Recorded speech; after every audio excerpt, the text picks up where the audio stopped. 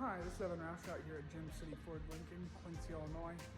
Here in this video, I'm going to show you how to retrieve your factory keyless entry code if you do not have it or did not come with the vehicle you purchased it from. If you take it to a dealer, it can cost between $60 to $100 to get that factory keyless entry code. So I'm going to show you a very quick and easy way to figure that out without having to spend any money. So here we go. I do have pulled up a 2018 Ford Escape. This procedure I'm getting ready to do will work on any 2013 to 2019 Ford Escape. What you want to do is open the passenger door. You want to move this seat all the way back, okay?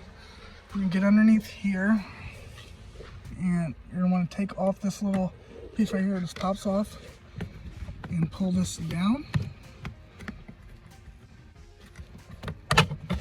To open up some space.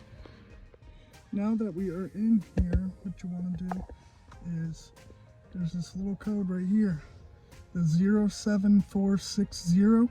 That is the keyless entry code for this vehicle. I'll zoom out just so you can see. Again, you might need a flashlight right there. Back on, just pop this back in.